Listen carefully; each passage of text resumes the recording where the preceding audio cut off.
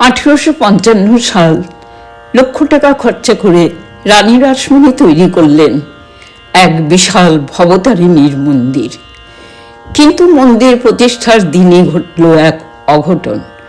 হাজার হাজার ব্রাহ্মণ পণ্ডিত কেউ রাজি হল না সেই মন্দিরের পূজারী হতে, কারণ রানী ছিলেন কৈবর্ত বর্ণের।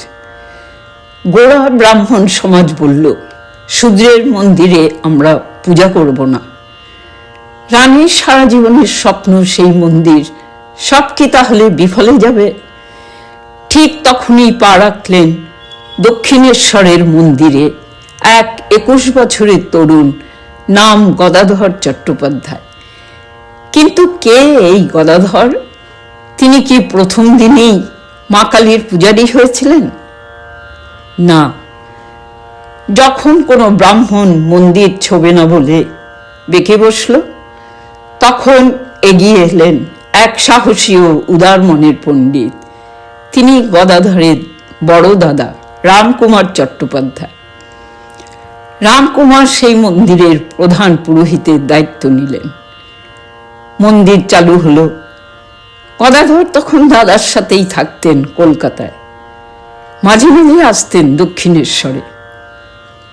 এই গদাধরকে প্রথম দিন দেখেই মুগ্ধ হয়েছিলেন রানীর জামাই মথুর বাবু। কি সুন্দর চেহারা, কি ভক্তি! মথুর বাবু ঠিক করলেন এই ছেলেকেই মন্দিরের কাজে লাগাতে হবে। তিনি গদাধরকে প্রস্তাব দিলেন। গদাধর প্রথমে রাজি হননি, কিন্তু মন্দিরের আকর্ষণ ও দাদার অনুরোধে শেষ পর্যন্ত থেকে গেলেন।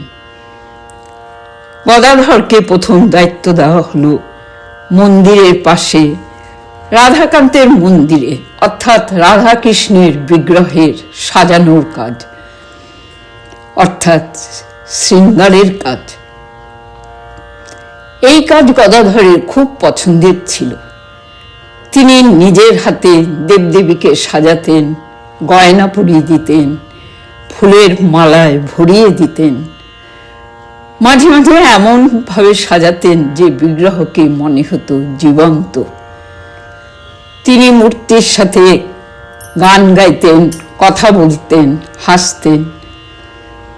তারপর মন্দির প্রতিষ্ঠার 1 বছরের মাথায় 1856 সালে হঠাৎ মারা গেলেন বড় ভাই রামকুমার। দক্ষিণেশ্বর মন্দিরের প্রধান পুরোহিতের আসনটি শূন্য হয়ে গেল। মা ভবতারিণীর পূজার মতো এক বিশাল দায়িত্ব কে নেবে? তখন রানী রাসমণি এবং মথুর বাবু গদাধর চট্টোপাধ্যায়কে অনুরোধ করলেন মা কালীর পূজার সম্পূর্ণ দায়িত্ব নিতে।